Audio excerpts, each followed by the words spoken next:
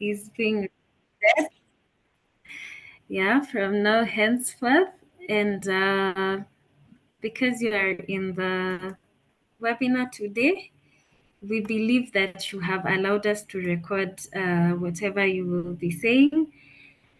Also, we ask you to be interactive on the chats. We will be looking at them from time to time. And also there's a Q&A session. If you have questions, just note the panelists that your question will be directed to. So today we will have two moderators for the webinar. That is myself.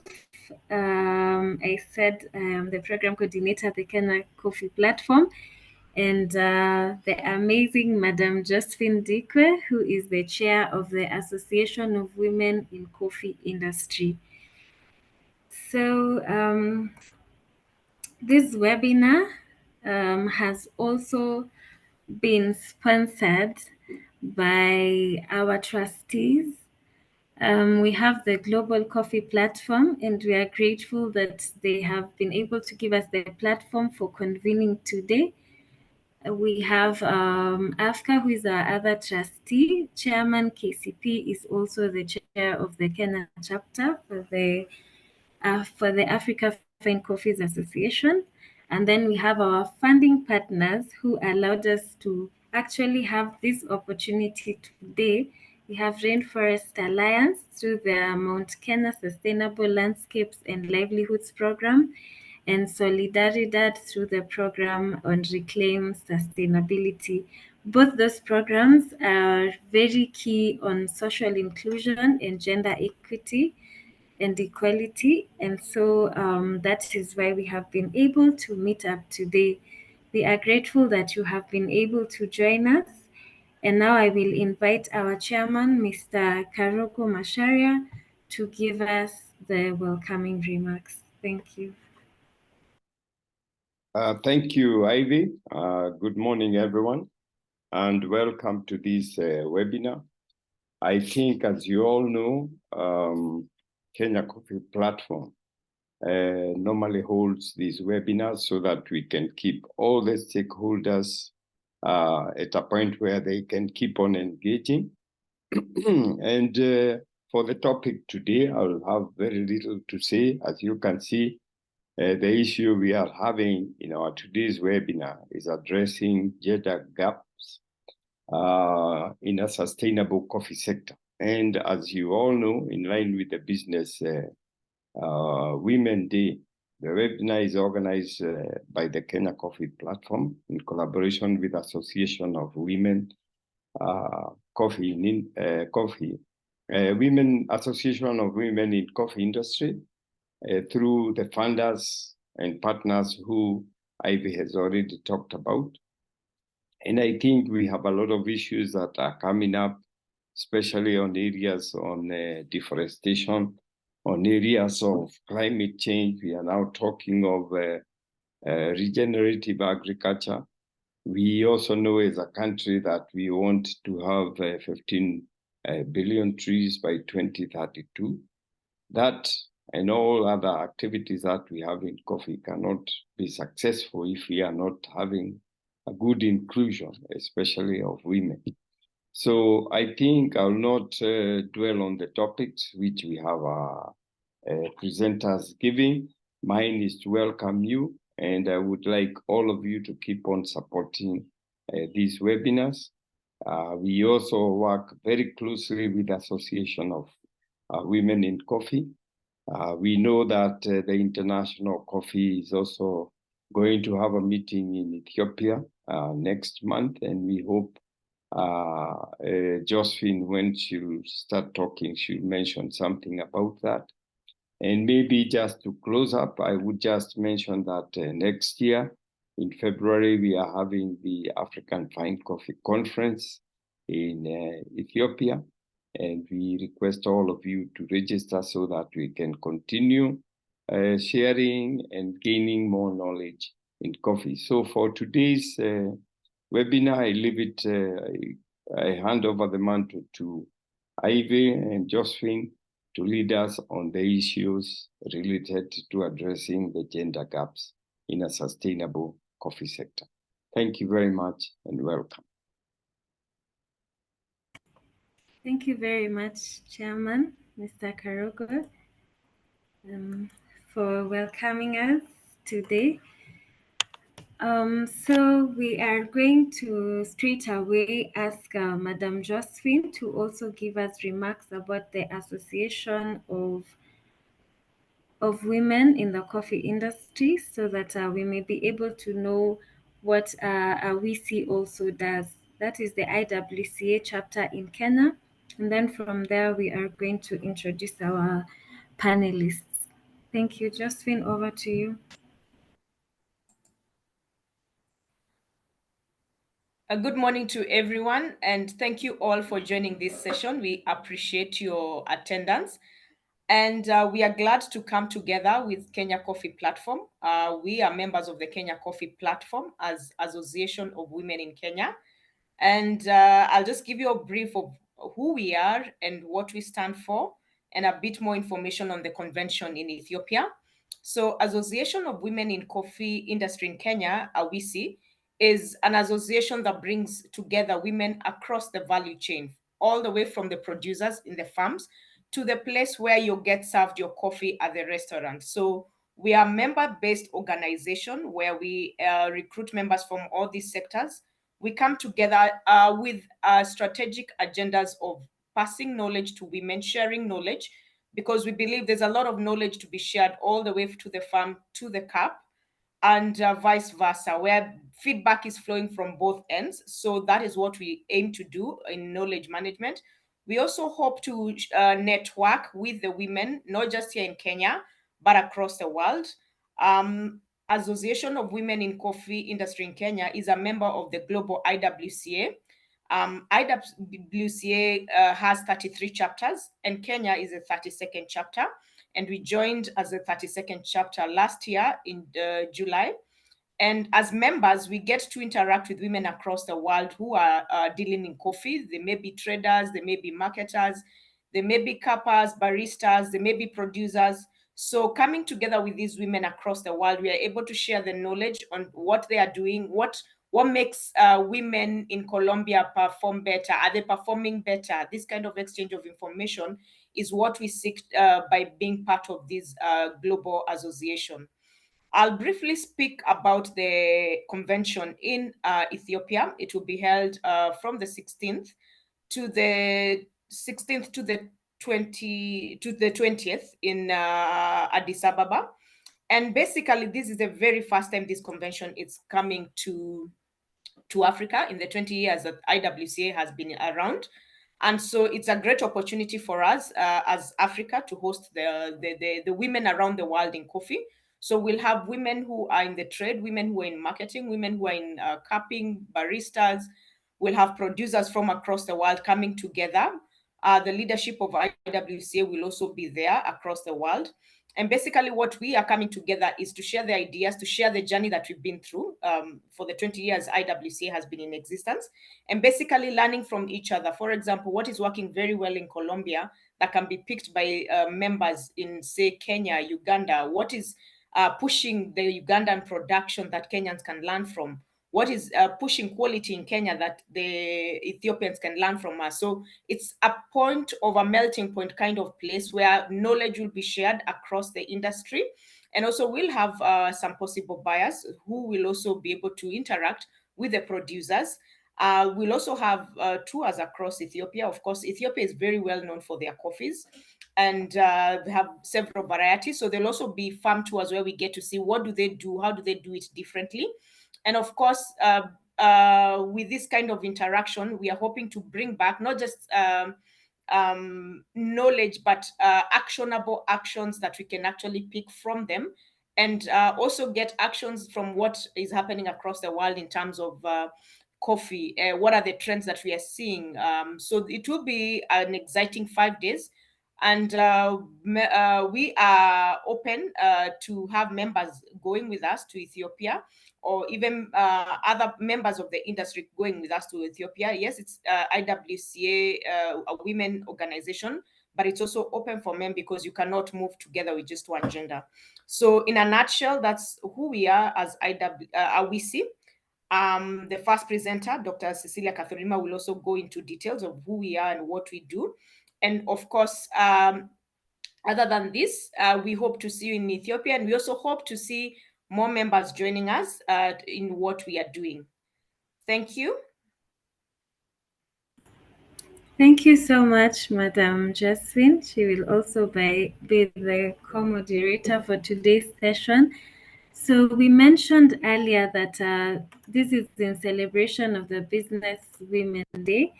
The Business Women Day actually started in 1949 in the USA, and this was for us women to mark a day to celebrate the contributions that women make in the business world and focus on giving women more equality. Recently, during the United Nations General Assembly, actually the theme was about accelerating action for the SDGs because it's been felt that we are not moving as fast as anticipated, and so just building that momentum back so that the SDGs can actually be accelerated. And of course, in the SDGs, we know that gender equality is number 5. And so I think we are contributing to it by having this webinar. And once again, we are so grateful that all of you have been able to join.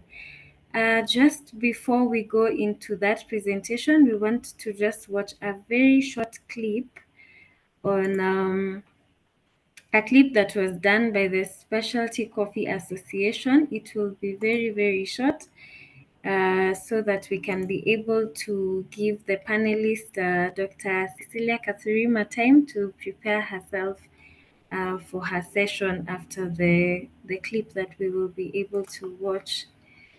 So...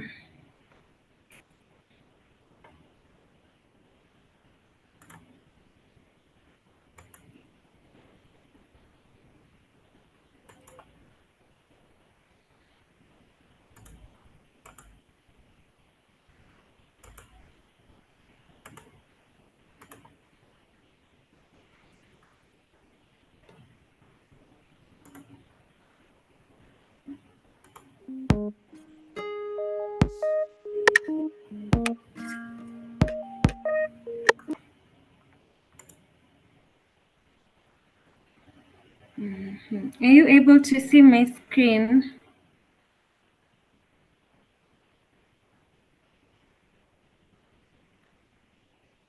Justin, kindly let me know if it's visible. Yes, it's visible. Okay, thank you.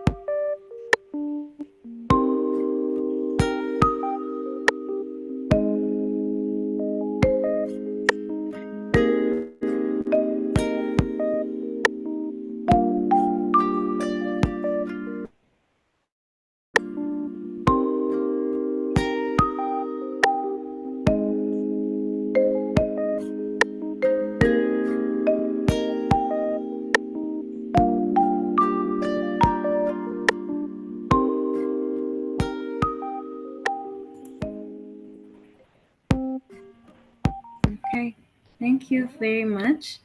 We'll go straight away to Dr. Kathurima's presentation.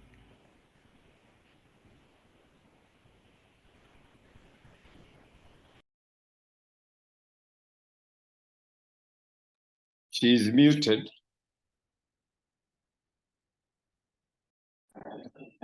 Good morning. I'm on. This is Cecilia.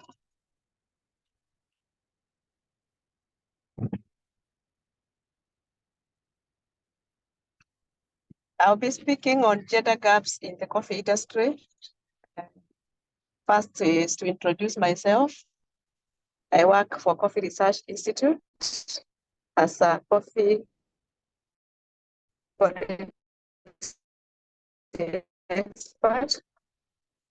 And by the virtue of quality at the coffee quality sector, I'm a woman in coffee. So you can move me to the next slide.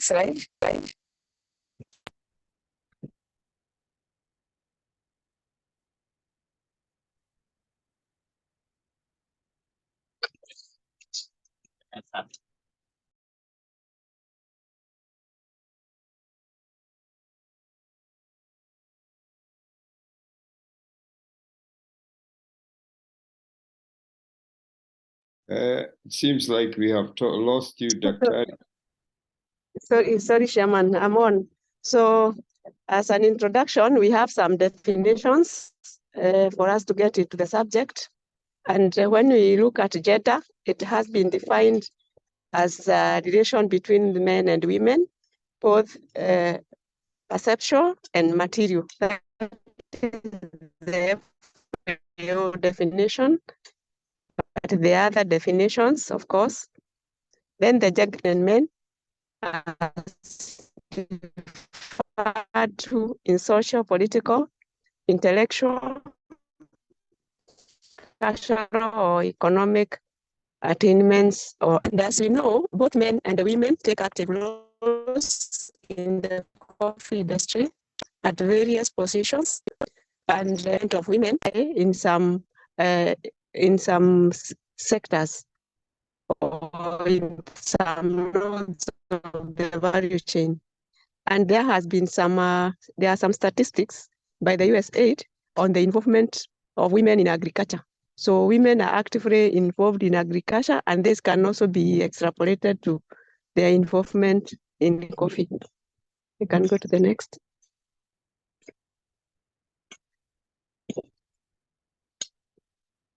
So as we know, what cannot be measured cannot be managed. So there are some measurements which are done in order to determine the gender gap globally. And this global gender gap index is determined on a framework which is under the economic participation and opportunity. This is basically the access to resources and also the level of decision making. And then it also considers the education attainment, health and survival, and also political empowerment among the different gender. So this has been done for a long time by the economic, it has been done for many years by the economic forum.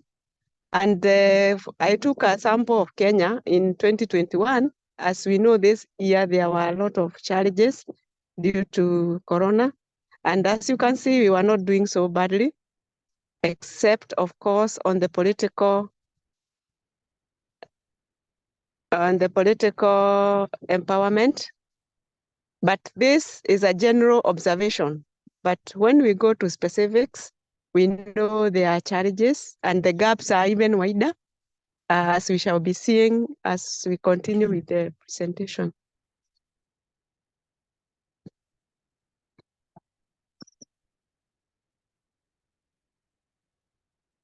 So we could move to the next. So this is an illustration of the coffee value chain. And coffee value chain, we are starting from the coffee production up to the consumption. And in every step of the coffee value chain, the roles of men or what men are doing, what women are doing, it is there. And for instance, if you or resources, and also if you need to process, so we shall see how each of these where are the women or where the men, and what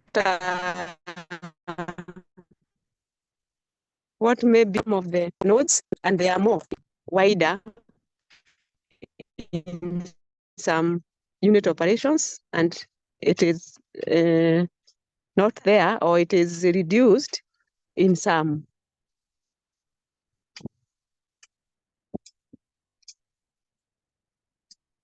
So, like in the farming, where we shall see that many women, or for you to own a farm, there are some determinants, like you need to have capital, you need to have resources. But in the African setup, mostly land is owned by men. And so you'll find that even in coffee production, most of the coffee farms are owned by men.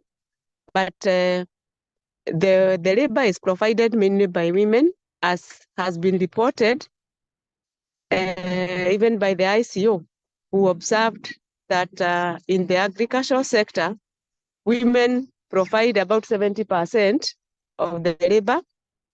And this led to the need to understand the gender parity in the agricultural or in the coffee sector, because it has been found that the wider the gap, there is an effect in production or in yield, and also in the overall production. So that's why it's important to understand the gender gap, and also how to bridge or how to reduce in order to improve, of course, in the overall well-being of the families and zero hunger. Go to the next slide.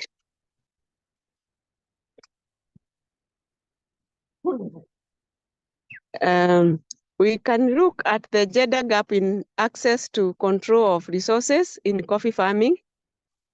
And when you want to start a coffee plantation, the first thing is to make a decision on planting. So who makes this decision? The decision will be made by the person who owns the land, and they feel that they want to do this economic activity because it is an economic activity. And mainly land, since it is owned by men, you find this decision is mainly made by men. You may find a few women, but the large percentage will be by the men, because they own and they also control the land use. Then the other thing you think about is the finances. Where do you get money to do coffee business? Because you need to have seedlings, you need to have inputs, you need to have labor, you need to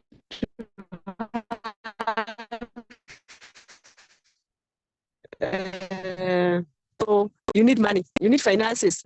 Because of this will depend on the household head, whether it's a female-headed household or it's a male-headed household. But basically, you find that women usually lack finances in some ways, because if you want to take a loan, you don't have a collateral. So many banks may not consider giving the women the finances. And when it comes to training, because you need to know how to do the coffee planting, when it comes to training and extension services, this is open to both men and the women.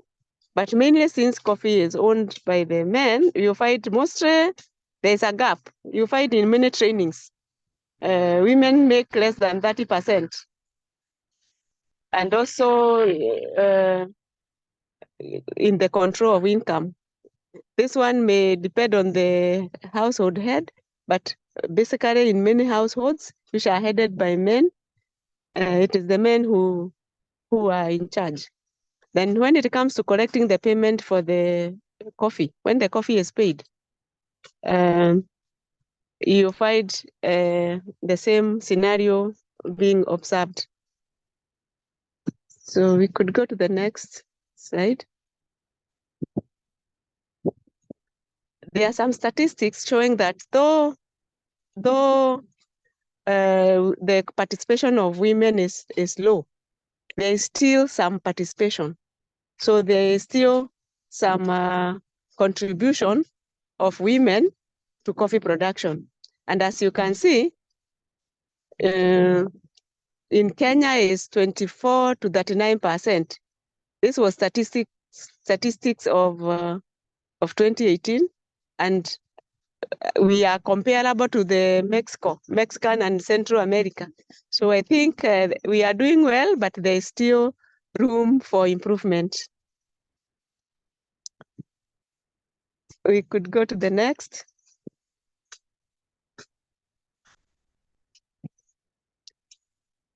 When it comes to the distribution of gender on households, it was not possible to get a global statistics for the Kenyan situations, but they are there here and there. And I was able to get statistics for 4 counties, which are also leading in coffee production under the cooperative sector. And as you can see, some counties are doing well, others, they are quite low. This is statistics of 2015. I didn't get more recent, but you can see Kiambu was they had the lowest proportion of females in this list, and you can see Nyeri and Kirinyaga, they are not doing so badly, but as I said from the beginning, there is still room for improvement. And this one, I think that is why we are having such forums, so that the contribution on how this can be done best can be brought to the table. Please go to the next. So according to the ICO, we say that women provide 70% labor in the agricultural sector. And from this, whatever we have projected, when we come to coffee establishment, when we are doing layout, this work is mainly done by men. And when you want to dig holes and do filling of the holes in preparation for planting, you'll find mostly men are involved. For the actual planting and weeding, you'll find both men and women. When it comes to pest control, especially where you need to use machines, you find mainly it is done by men. Then when it comes to management of the canopy, pruning, both men and women can be found there. But in some areas, you'll find more women, like in the estates, you find more women doing the pruning. But in the small scale, this one I think is debatable. It's something we can interrogate. So we could go to the next. I have also tried to look at coffee primary processing, and to answer the question, like how big is the gap or who is involved. And from what you can see, both men and women are involved, but in some unit operations, like I have been saying, harvesting, mainly harvesting is done by the women. But the question probably we would ask, are they remunerated? Are they paid well? And there is a reason probably why they are preferred, because they are faster in harvesting, they are also faster in sorting. But when it comes to the pay, is the wage the same? Is it the same as another person working in the same sector for the same number of hours? So I think those are some of the things or the issues to be looked into. So if you go to the cooperative sector, you'll find many data clerks are ladies, they are women, but machine operators, they are men. So I think men and machine go hand into hand. So coffee drying is also done mainly by women, because they need to sort. So we could take me to the next slide. And this is a continuation of the same in processing. And this one is processing coffee, the secondary processing up to the tertiary and add to the end product in consumption. And for the transportation, you find mainly men. And operating of the milling equipment, you find men. Quality assessment, you find both men and women. And I think the story is the same. Where you need to use machines, mainly you find men dominating in that activity. But when it comes to owning the business, these big businesses, that one I think I don't have much data. But coffee trade, we have both men and women, and that's why today we are celebrating Women Business Day, because it means women are there in the coffee business, doing coffee business. We could go to the next slide. So, is there a gender gap in leadership in the coffee industry? I think this one is a glaring question, because when we go to the cooperative societies, for you to become a leader, you have either to own the coffee trees or you have to own the land. And as I've said, many women they don't own those. So the members in the cooperative sector who can be elected to become the leaders will mainly be men. So that's why you fight. You have more men in the leadership than the women. And even in other leadership positions, men are dominating. So there has been efforts to build capacity of the women so that they can also take this leadership positions, and that is what the AWISI is doing. They are also building capacity of their members to take up these roles.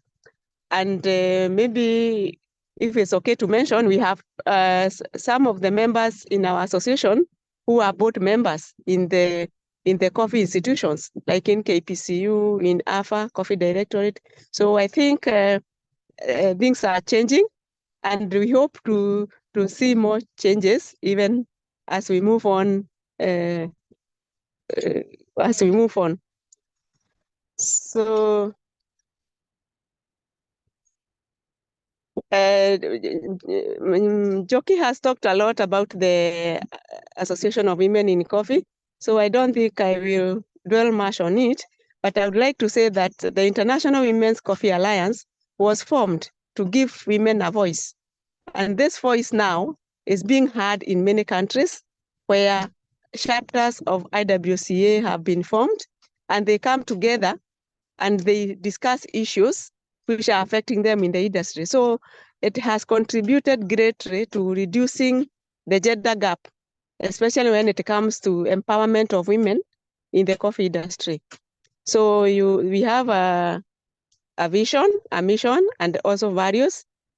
So we want to bring an equitable and thriving coffee sector for women in Kenya, and that is what this organization is doing. We have membership along the value chain. Some are researchers like me. We have farmers. We have traders. We have service providers. So it's like it was said, it's a membership organization, but we are seeing fruits. We are seeing fruits from the engagement or the existence of this association. And we encourage more members to join us so that we can move on together. So we have strategic objectives which are projected on the screen, and they were highlighted, so I will not read them one by one.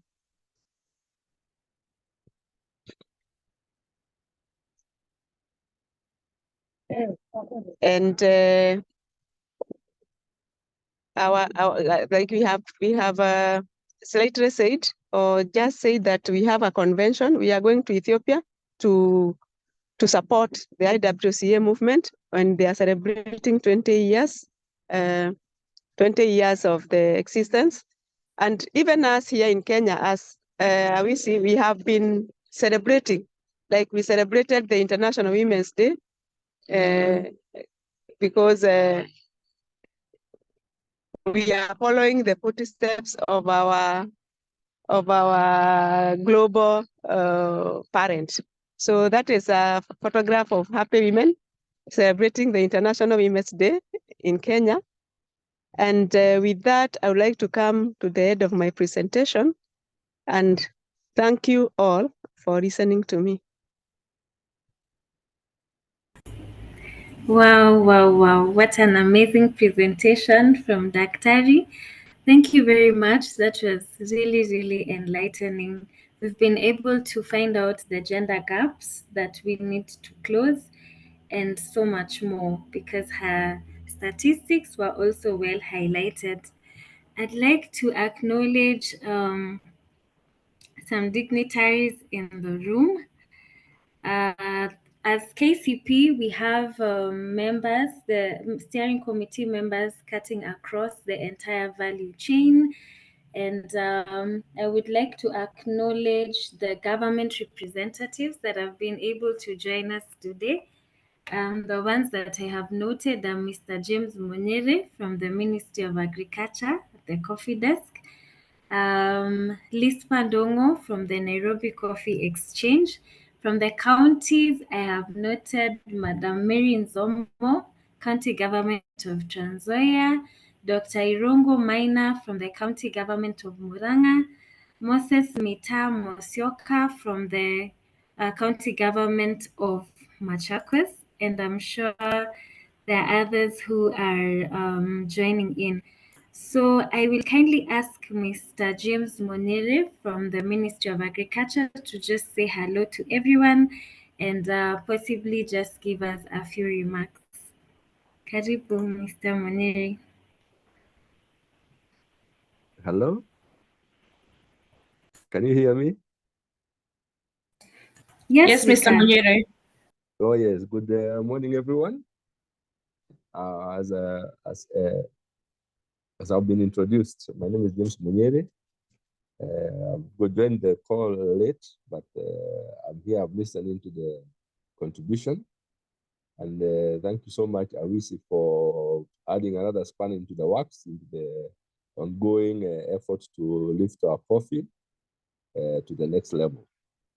By and by, we should address some of the gaps we have identified and make our value chain stronger. I think that's all for now. Thank you very much. Thank you very much, Mr. Muniri, for that support and for joining us this early morning just to support the women agenda, or is it the gender agenda today? So we are going to move forward to our next presentation, which is from one of our funding partners, as I had mentioned earlier. And this one will be done by the gender representative from Solidaridad, and she'll be speaking about gender inclusive sustainable practices in coffee farming and business. Karibu sana, Madam Mercy Apondi. Thank you, Ivy. Good morning, everyone. My name is Mercy Apondi, and I am the Gender and Social Inclusion Associate for Solidaridad. And in this session today, we will be looking at how we are able to incorporate the inclusion of women in the coffee value chain from farm to cup. And I'd request Ivy to move over to the slides. Thank you. We can move forward.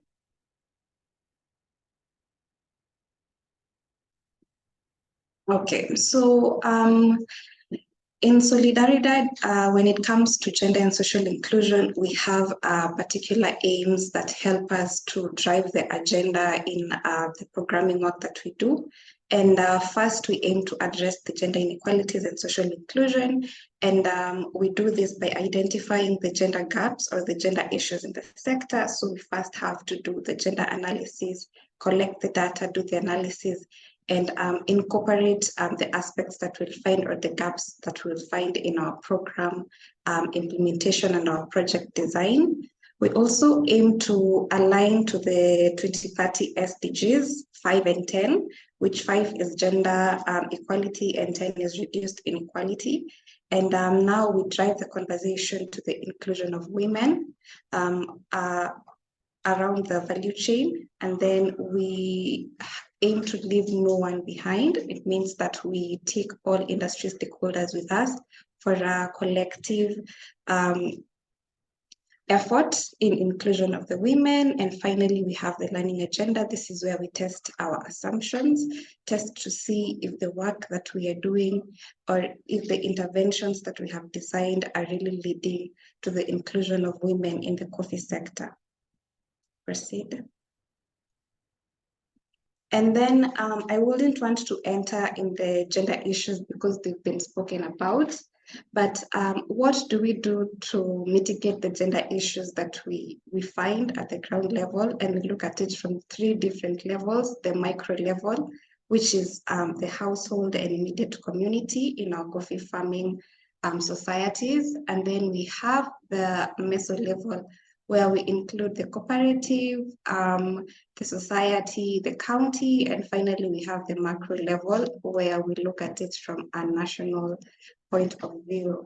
So at the micro level, we find that the gender issues revolve around the inequalities in asset ownership, like land, in the overburdening of women because of their reproductive roles, productive roles, and community work.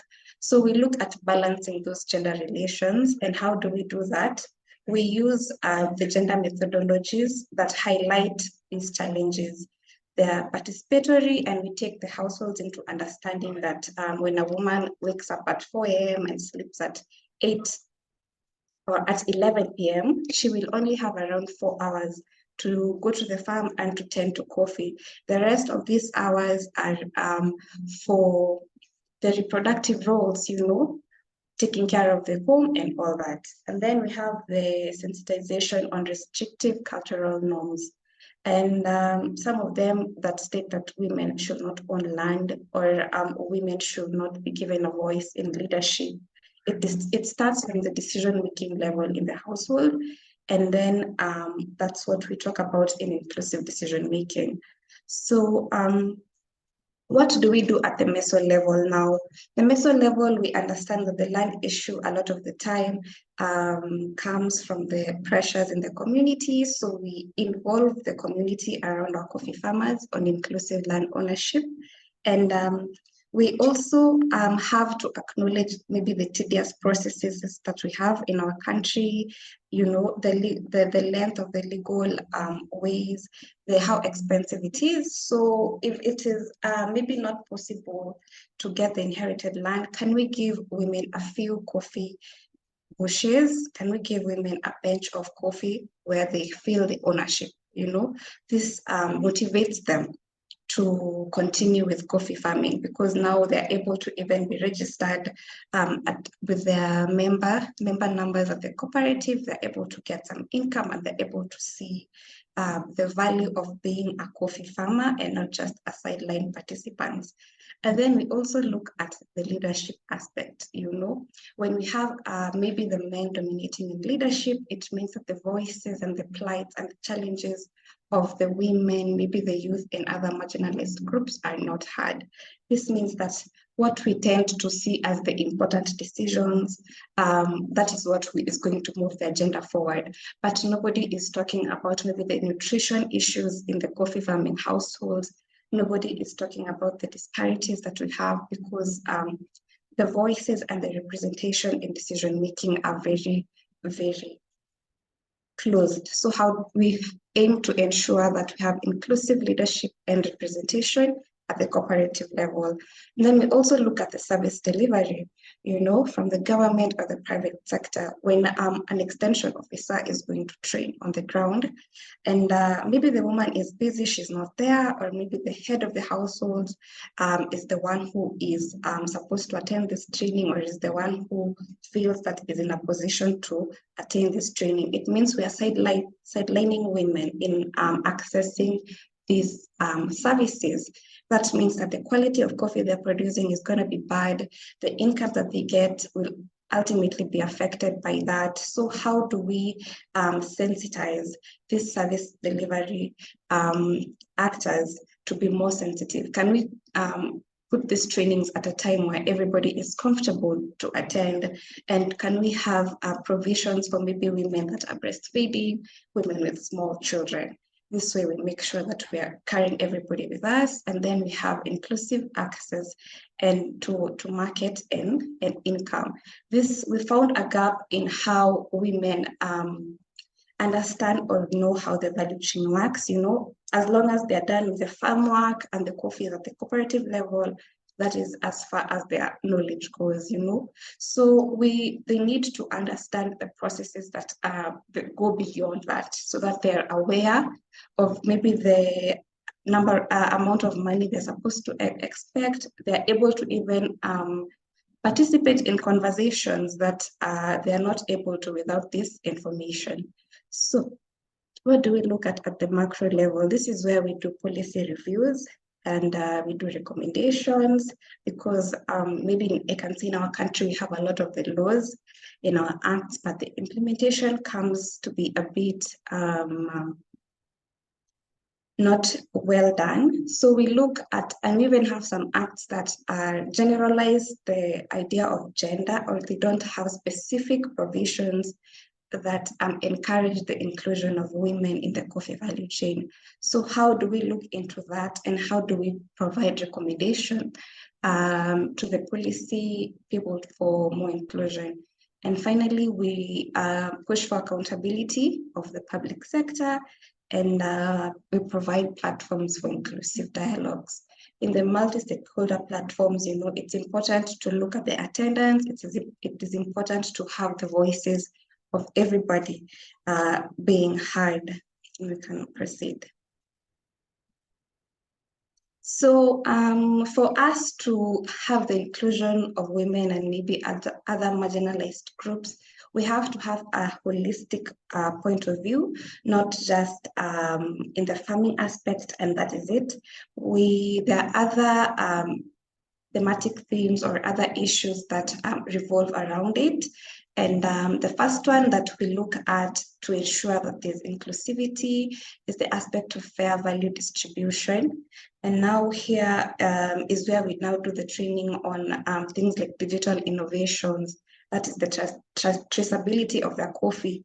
If you take it to the cooperative, they should be able to track the how the coffee goes to the amount of money they get, and it increases accountability. And then we train the women on value addition, because it's important, on good agricultural practices, and we promote certification in organic coffee farming, and maybe in any other skills and training that they get.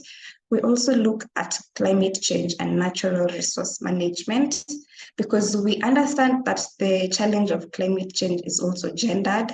You'll find that women most time are the ones who handle a lot of the waste in the home, from the kitchens to the farms. And if they're sidelined in the conversation of natural resource management, then we are not really going to have the sustainability that we require. So we do the trainings on the climate smart agriculture, and maybe carbon footprint reduction, maybe in the now growing industry of carbon credits. Women should be included. And then we have responsible waste management practices. And then finally, we have the aspect of gender and social inclusion, whereas it's always easy to look at it as a single aspect. In real sense, gender is an issue that encompasses all other areas. You'll find it in the household, you'll find it in the market, you'll find it in the factory, because we have the dynamics of men and women. And when we have these two different individuals of two different genders, there's the power play, there's the culture, there's the norms that come, and this affects them differently. So for that, we train on the gender action learning system. It has proved to be very effective, especially at the household level, because the members of the household are able to track their expenditures, they're able to track their division of labor, the investment that they put in the house, and they're able to sit together as a household and decide how are we going to take care of our coffee in a way that no member of our household will feel overburdened and sidelined when it comes to income. And then we have the economic and social empowerment methodology, the EASE. This, it has three interventions or three pathways that we look at. We have the VSLA, where we want to increase the women agency by providing them a social network in these groups. In Kenya, a lot of them, people identify them as chamas. So they're able to find a network of women who relate to them, and they're also able to save money. Then we do the gender discussion series, where we include other members of the household to know the gender issues that are there. And this helps us to especially include the men, because a lot of the time you'll find that when a woman is empowered, especially financially from the VSLA, it makes the balance or the norm that is there. Maybe the woman is dependent, now she's financially independent, it can trigger gender-based violence. So it's good to include the men in the processes of gender inclusion. And finally, we look at the business skills, competency-based economics, and the formation of enterprises. Now that we've equipped the women with knowledge on saving and they have extra income, it's good for them to know how to manage it and invest it and do simple things like bookkeeping and calculate profits and losses. This drives their VSLAs to be more sustainable and have good leadership and governance. We have the SASA methodology, which we are rolling out under the Reclaim Sustainability Coffee program, which is a lobby and advocacy program. So with SASA, Start Awareness, Support Action methodology, we look at driving conversations, inclusive dialogues about how we can really include women and other marginalized groups in the coffee section. And we have EMAP, Engaging Men in Accountability Practices. This is solely for men, because men are the power holders throughout the value chain, and we need the goodwill and the support if we really want to change the status quo. And what you can see on the screen is one of the posters we're using under Reclaim Sustainability. It says Jamii Hustawi Ikiwezesha Mwanamke. These posters help us drive these conversations because they trigger the status quo and they encourage positive conversations. We can proceed. So we also have lobby and advocacy spaces, and this is just to emphasize on the point that we cannot just incorporate gender at the household and leave it there. No. So we've identified spaces that we can drive these conversations, and we can involve the other sector actors. And at the micro level, of course, we have the households, the male spouses, the women, the youth, the children, however the household is defined. And then we have the meso space, where we look for the gatekeepers, the religious leaders, cooperative leaders, factory managers, estate owners, because now at this level, it's beyond the household. And then finally, we have at the macro level, where we involve the government ministries and the policymakers and the public officials. This helps us make sure that in the work that we are doing under gender, there is sustainability, because if we empower people at the household level, then the policies at the meso level or the inequalities of meso level will make sure that the progress that we are doing is capped at a certain level. And then if we ensure that we've involved the macro level, the government workers, and then this can drive even policy change. It means that the work that we're doing can change into laws at some point, or we can have reviews in laws. And that means that as a sector, holistically, we are all working together to drive the gender efforts that we're doing. Next. Next slide.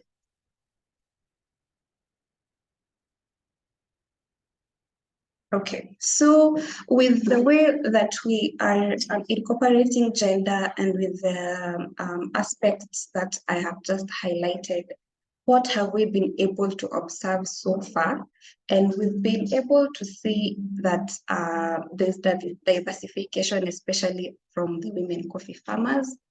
This is because now they are able to own some coffee, they're able to get an income. This means they're able to invest it.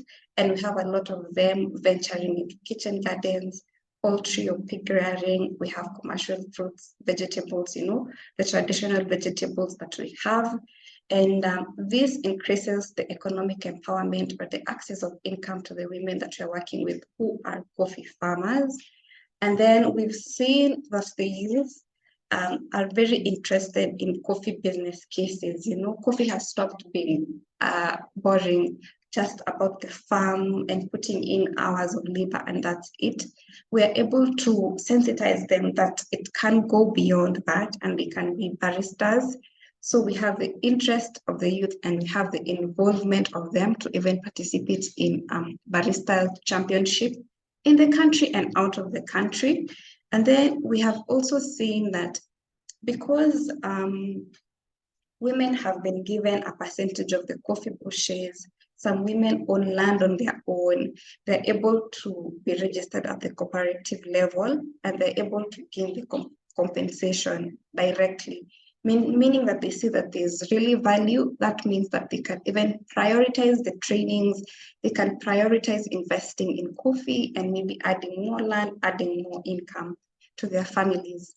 And then we've been able to also see that the conversation around leadership at the cooperative level has started to change and there's more participation by women. We've even seen some cooperatives starting to amend their bylaws to make sure that there's the inclusion of women in leadership, just to make sure that the issues, as minute as they may be, they're still important and they still affect the members of the community, because most of the time you'll find that at the heart of the women is the well-being of their children and the youth, and they're able to see things from a different point of view, and having their views heard is very, very important.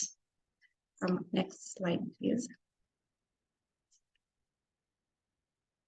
And then other than that, we'll be able to see that some of these gender relations, you know, where women are not able to access and control any income are changing. Women are able to have more time to invest because they're burdening or the time burdening or the overburdening of their roles has started to change. And then we can see they're also in decision making. So we have over 100 individuals we call the gender champions, and these are individuals who are our TUTs. We've trained them on the methodologies have highlighted, and they're able to train the households that we work with. So balancing these gender relations has seen that we have more morale among our women beneficiaries to actually be active participants in the coffee value chain. And then we also have capacity strengthening of civil society, especially in lobby and advocacy. And this goes to just emphasize on the point that we cannot stop at the farmer. We have to involve other industry workers. And then we are able to amplify the voices of the coffee farmers and industry workers.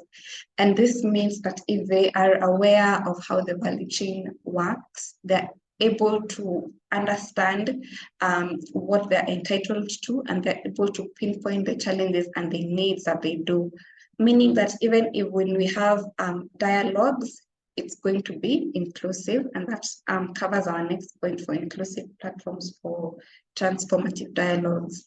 And then we have the adoption of inclusivity standards, because now a lot of people are aware of the effect and how gendered everything is. We're able to see more interest in including the women, the youth, and maybe any other marginalized communities in our coffee farming societies. Can proceed. Yes, so for Solidaridad, I'd say that those are some of the inclusive and sustainable practices or view that we handle our programming around coffee to ensure that our beneficiaries, and especially the women, are part of the conversation.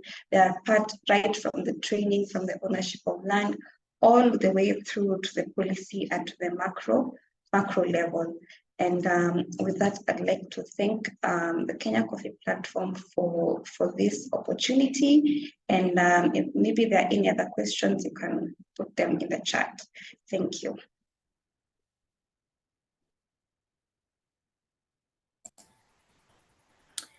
Thank you very much, Mercy Apondi, for that very well-detailed explanation on what Solidaridad is doing for the women, and what are the actions they've taken and the milestones they've achieved.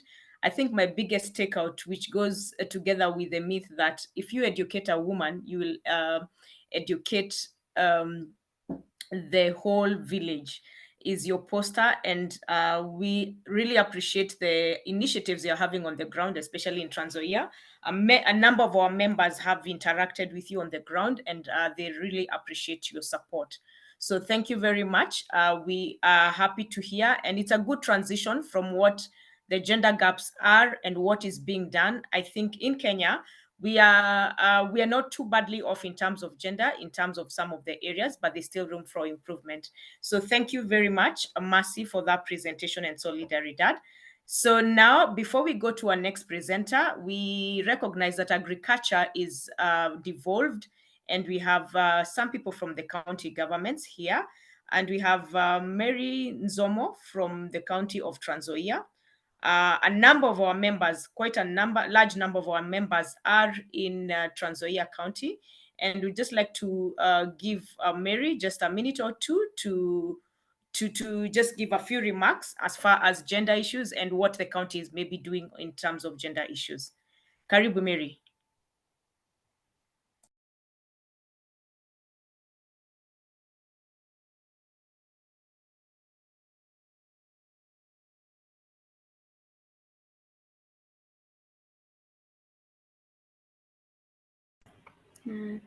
Madam Nzomo, you're muted.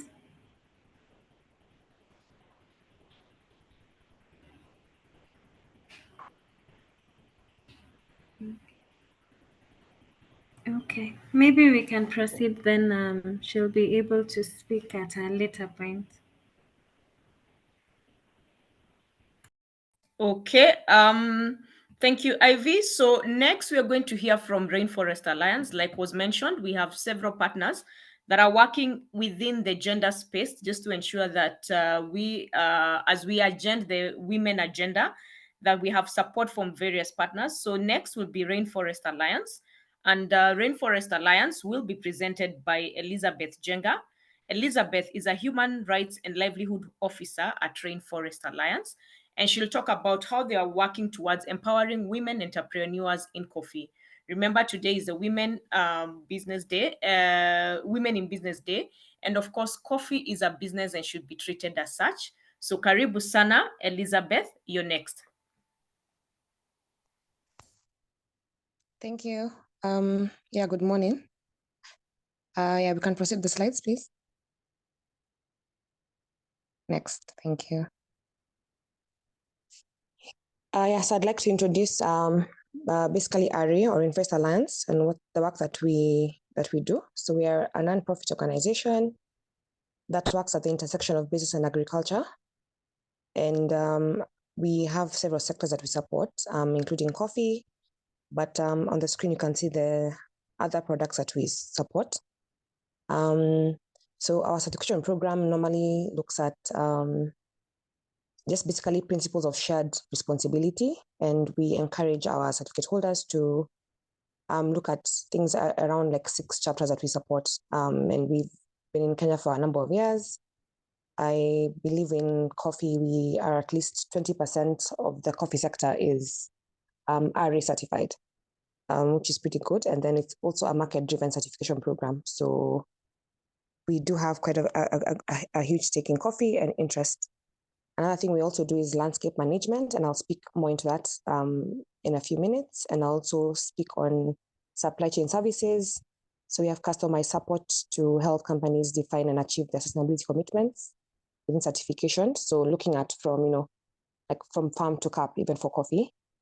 And then we also have advocacy, and we have some of our colleagues from the advocacy department, I think, on the call as well. So they'll be able to support me on any questions that you may proceed with. Next slide.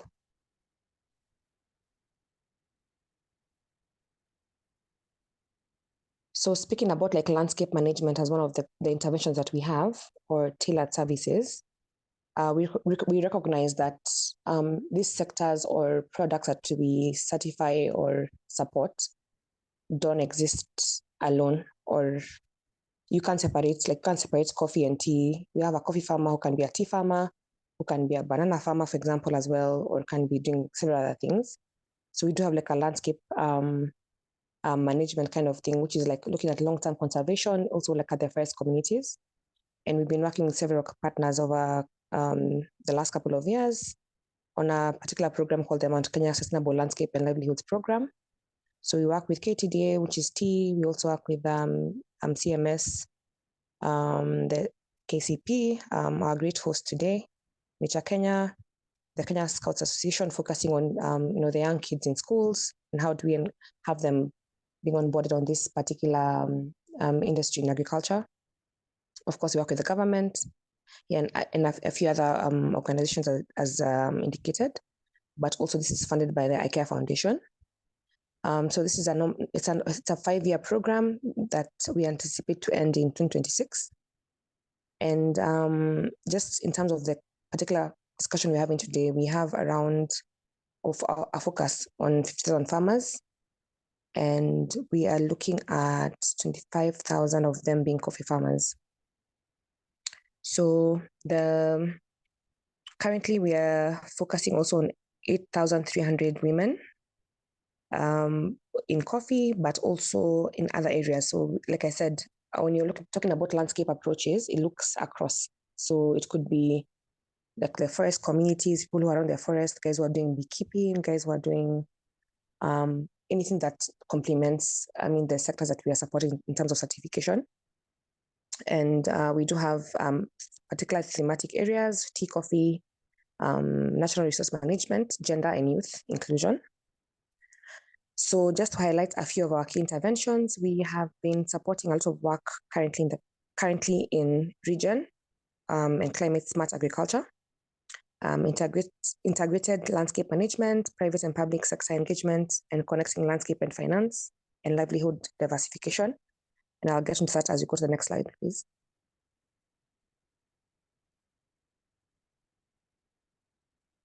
So the bit about speaking as amongst the last people, everything that has been said from Daktari and colleagues from Solidaridad has been highlighted on why we are doing what we are doing.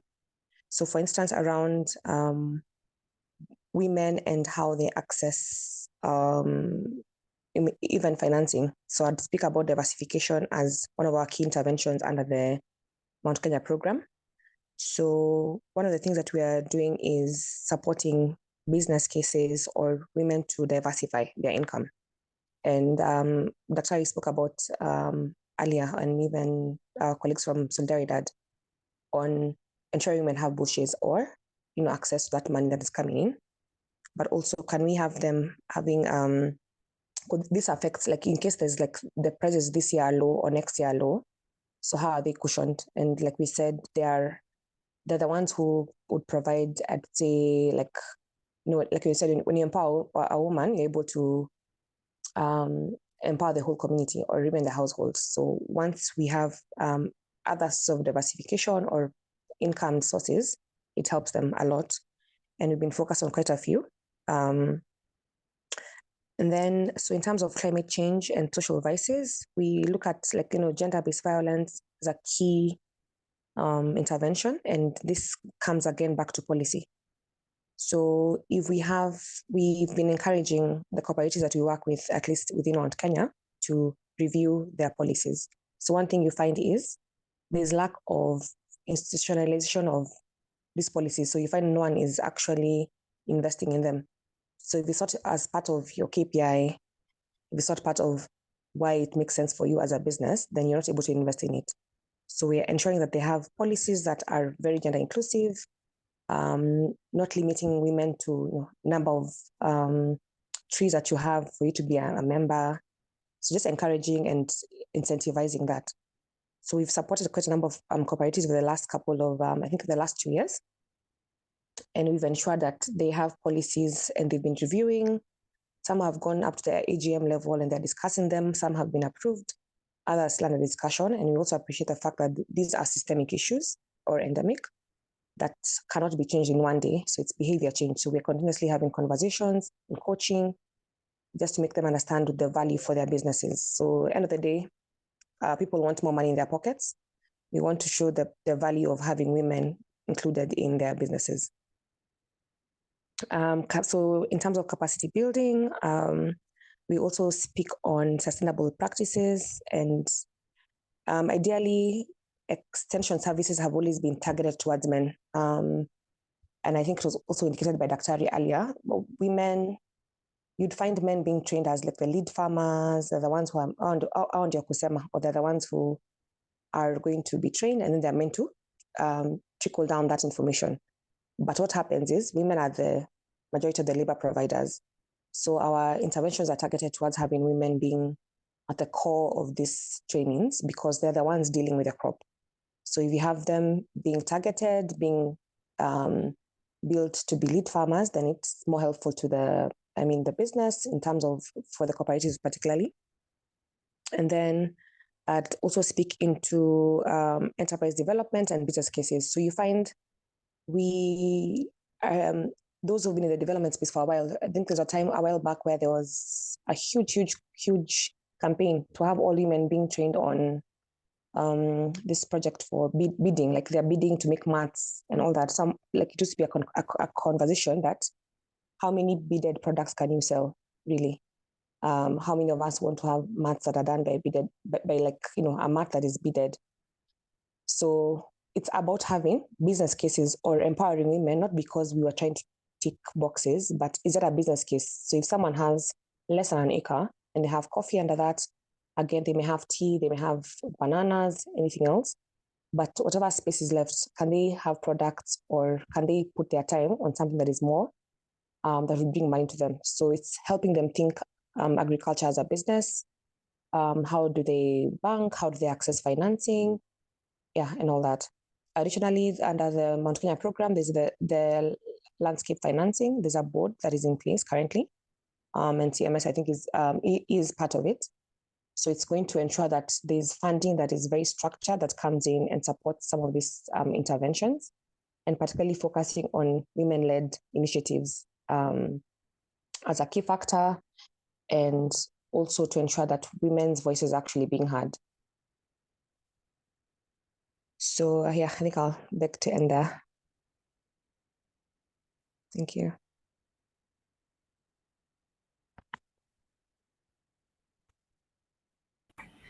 Thank you very much, Elizabeth. That was a very enlightening presentation. And especially because you did mention the initiatives that are really key for us to close the gender gaps.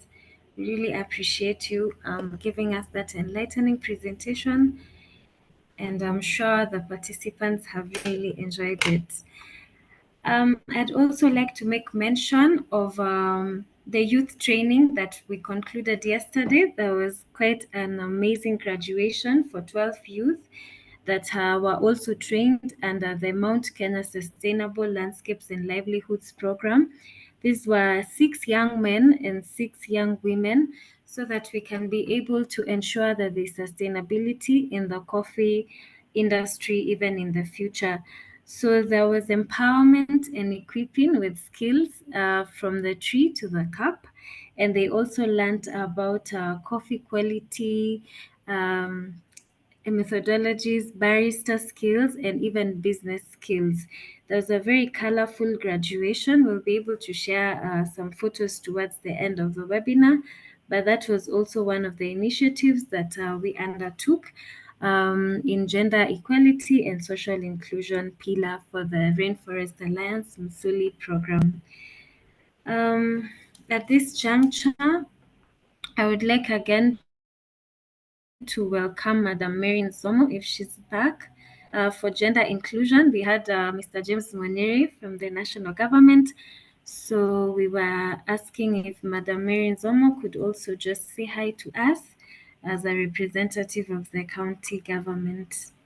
Madam Mary Nzomo, are you back?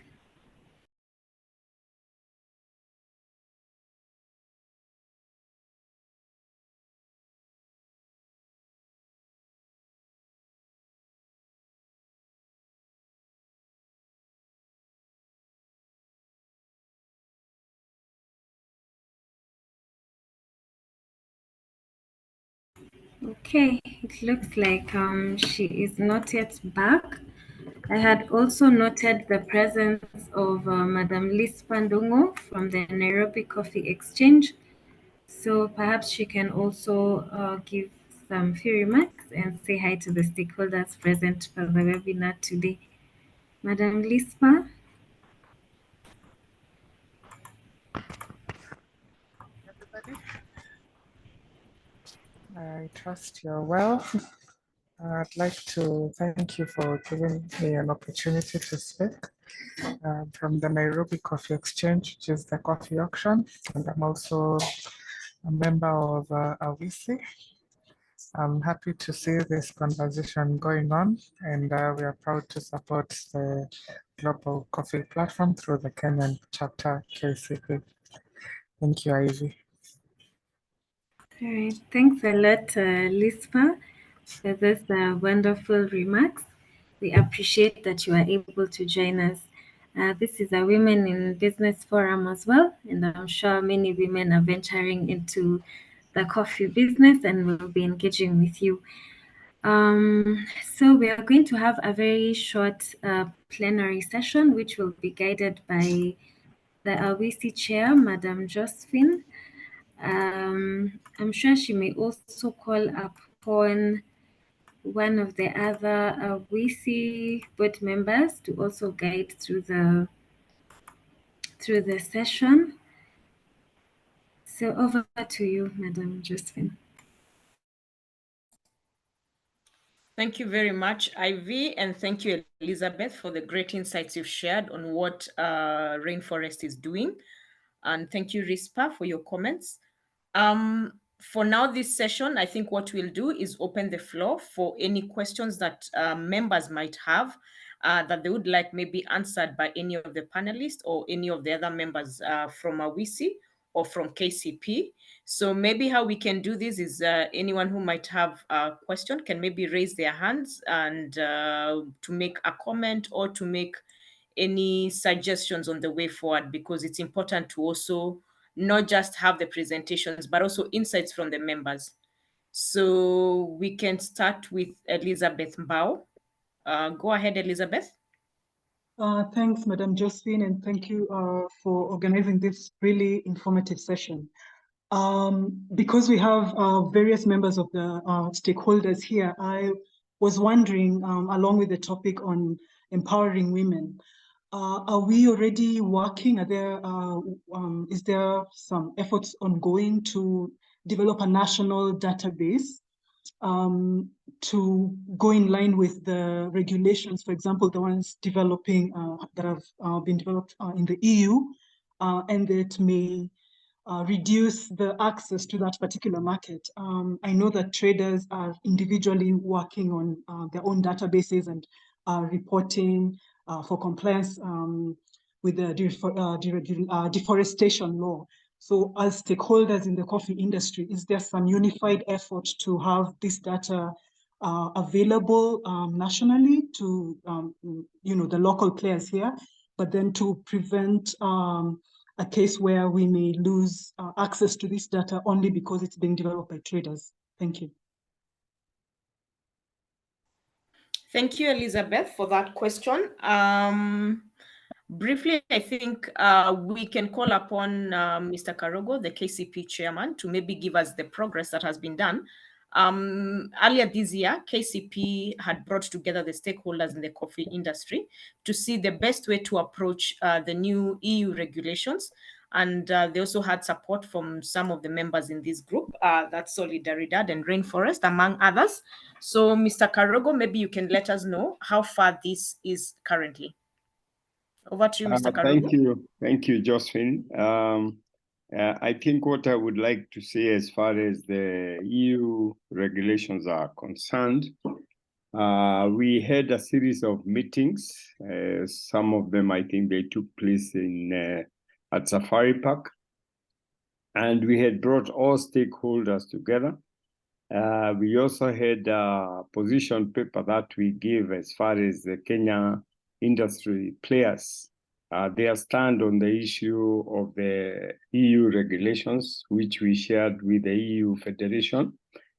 Apart from that, we had brought in a variety of stakeholders, including the remote sensing, the Carefree, State Department of Agriculture, and our link was a lady who is in Brussels.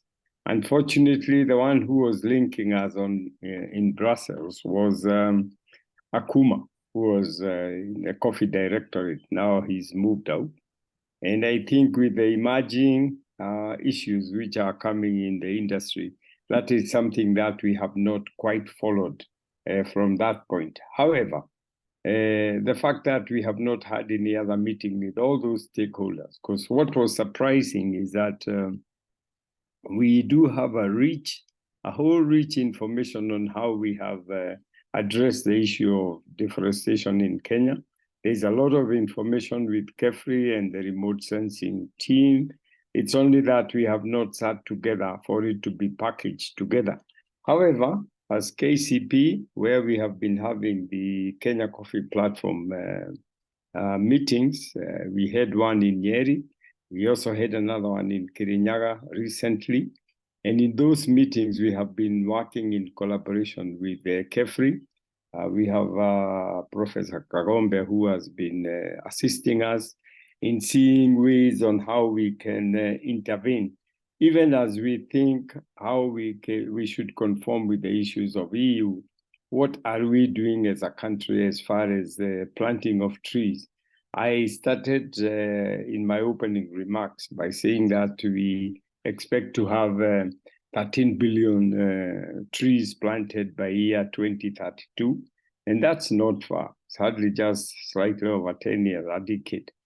But what we are doing is we are bringing more sensitization to those counties so that they can plant more trees. We have had great examples, for example, from our supporters, partners and funders, Solidaridad, where they have projects in places like Mount Elgon, especially on the Ugandan side, where farmers are already earning some money from carbon credits.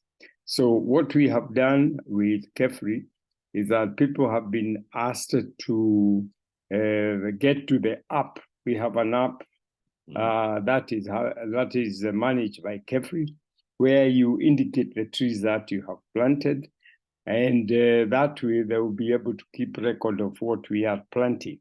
In Nyeri, for example, the meeting we had, the governor requested all the cooperatives that in each of the factories, they should set aside possibly an acre or two to plant trees. And the type of trees that would be planted, they would be guided by Carefree. So even if we have not had the national meeting where we had involved stakeholders, we are still working on with Carefree to see whether we can still continue planting trees and also to capture in their platform the trees that are being planted. So this is an app that can help everyone, and in the tracking of the trees that are being planted. Maybe we'll still also look for people who can give more information in one of the webinars, how then we can work around how we can claim the carbon credits. That's a much possibly I could mention at this time.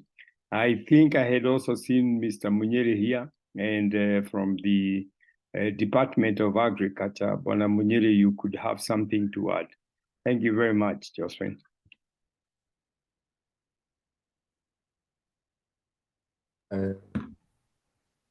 Thank you, Chairman.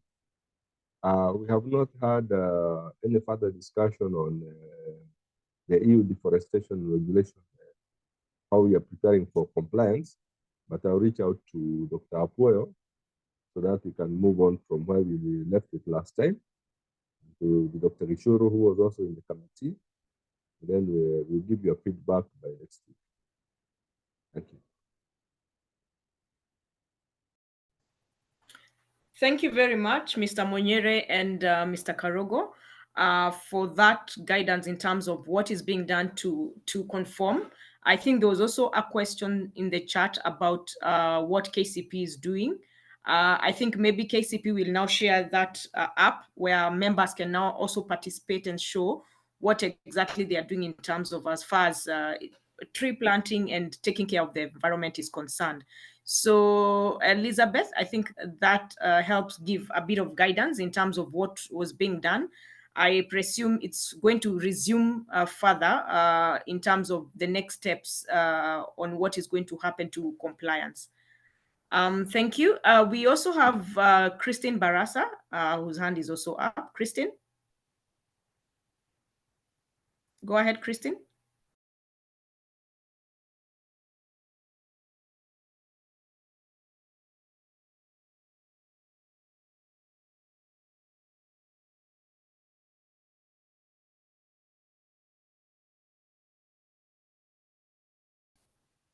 Christine, please unmute.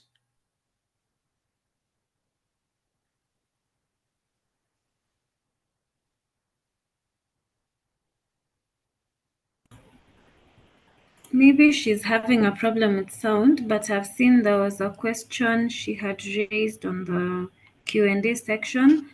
Hello, everyone.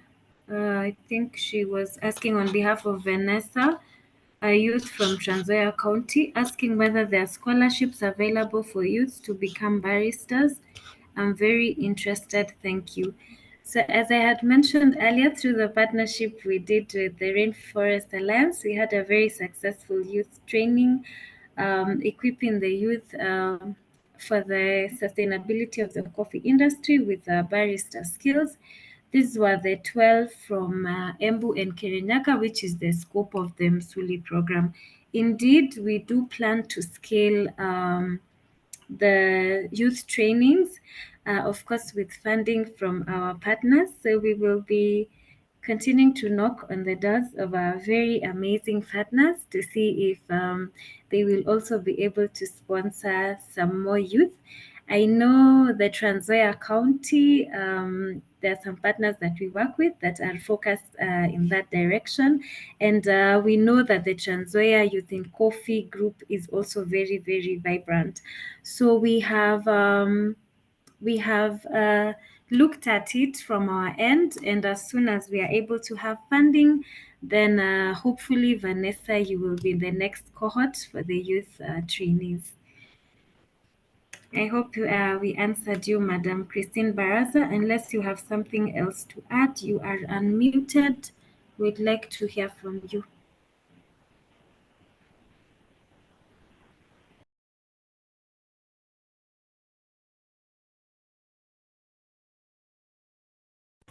Okay, so unfortunately, she's not able to talk. I'm not sure why. However, because it's already past 9:30, I'd also like to acknowledge the presence of the KCP trustees in the room. we have Dr. Joseph Kimemia, who also represents us at the board of the Global Coffee Platform. And I will be asking him to give the vote of thanks on behalf of the Kenya Coffee Platform. We also have Mr. Karugo Macharia, who introduced himself earlier, but he is the chairman of the Kenya Coffee Platform and one of the trustees of KCP, as well as the chair of the Africa Kenya chapter. I cannot see another trustee, but I know Madam Rachel Waneke had also joined in much earlier when we started, and we'd like to acknowledge the support that she gives us from Solidaridad. She's a trustee of KCP from Solidaridad East and Central Africa, and we'd like to acknowledge the support that Solidaridad has been giving us over the years since we started, and we are grateful for that. So unless there are any other questions which I cannot see on the chat or even raised hands, I would like to welcome board member, Global Coffee Platform, and trustee member and co-founder of the Kenya Coffee Platform, Dr. Joseph Kimemia. Karibu sana.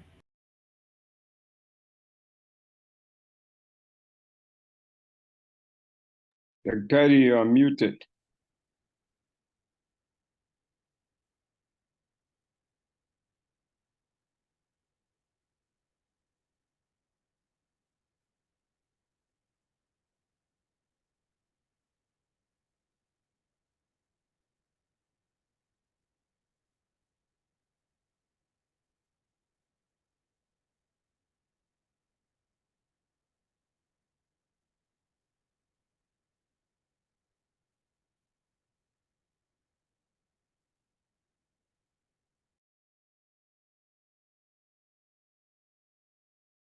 Okay, looks like he's experiencing a connectivity issue.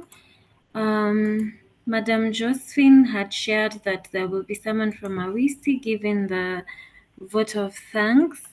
I know earlier Madam Faith Karimi had also raised her hand. Perhaps you can give some remarks, and then over to you, Josephine. Okay. Thank you, Ivy. Faith will be giving the vote of thanks as well as making her remarks since she had raised her hand. But before I hand over, I would like to appreciate everyone who's taken their time this morning to come and listen to this conversation about gender. We also recognize the presence of Arthur Nganga from IDH, who also partners with a lot of the stakeholders in coffee. And I think there's a lot that needs to be done. We have made very good progress in the gender supporting women in coffee. We have done well, like was mentioned by Dr. Cecilia, but there's still much more to do. And especially when we talk about women, we have to talk about the children, that's the youth. So I like that we have several of them from Trans Nzoia, we saw Victor, and we are hoping in the new year we can partner to give them more skills, that they're not just in the farms, but they can also be able to gain skills in barista skills and maybe cupping, roasting and all. So in the new year, as we approach and work with our partners, we hope to offer more to these groups of youth, because they're the future farmers, they're the future people who are going to drive these organizations. So thank you very much all. I now hand over to Faith to give the vote of thanks and also do a closing prayer.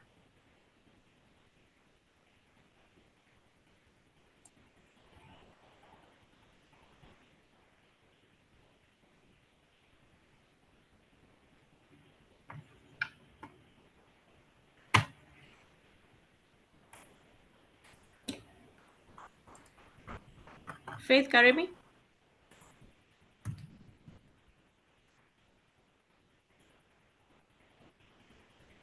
Maybe Emmanuel, you could try and get her on the phone. All right. Hello? Yeah, can you hear me? Yes, we we can. can. Okay, all right. Thank you very much. Just a brief introduction of myself. I'm Faith Karimi, currently the vice chair of AWISI. Mine is a very humble task of thanking everyone that has participated in this webinar. I'll first thank our God for giving us the opportunity, even the time to all of us to be here. And further to that, we need to appreciate all the presenters that have given us a very detailed and well-researched presentation that can inform strategies and objectives towards achieving the gender inclusion. So feel very appreciated, Rainforest Alliance, KCP, Solidaridad, and also all the people that have had a chance to either contribute through the questions and the answers that have come forth, the chats that we have engaged. It has been a very productive and very informative session. With that, just a small comment of a take home that you realize that both the male and the female define the societal roles and expectations. So it is good that such engagements can be quite frequent so that we can achieve the gender inclusion for the sustainability of the Kenya coffee industry and even globally. So with all the humbleness, feel very appreciated, Chairman Karogo Macharia, the government agents that have been here with us, and all the women in coffee that have taken their time, committed their resources to participate in this webinar. With that, allow me just to do a closing prayer. Our Father and our God, we want to thank you and glorify you as the Almighty and the most sovereign God. We thank you even for giving us the gift and the love and your mercies upon us to participate in the coffee subsector in one way or the other. We thank you, Lord, that you have given us time to deliberate on the agenda for today, and you have granted us success. I pray that, Father, as we depart to our different destinations and continue partaking our different roles in this sector, your wisdom and your guidance, your favor is going to be upon each one of us.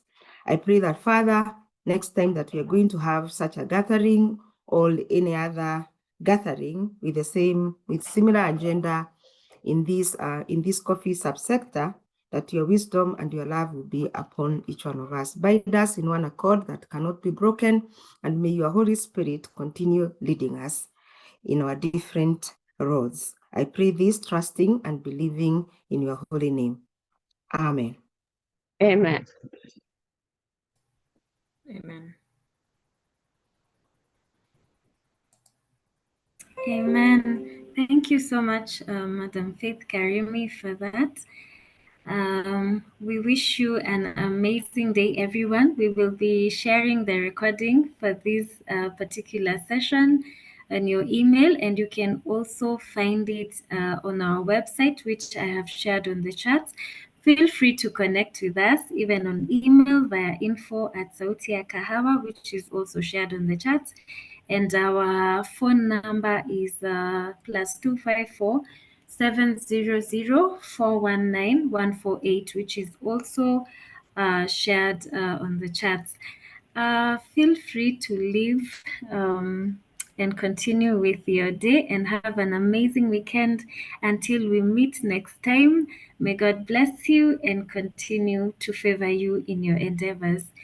You can live at your own pleasure and pressure, but I will be putting the I will be displaying the video that we had earlier, even as guests leave at their pleasure and pleasure. Thank you very much. Thank you, everyone, and have a lovely weekend.